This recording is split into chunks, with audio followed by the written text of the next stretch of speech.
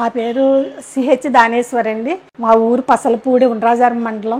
7-8 నెలల నుంచి నాకు మోకాళ్ళ నొప్పితోటి చాలా బాధపడ్డాను. కూర్చుంటే లెగలేపోయేదాన్ని.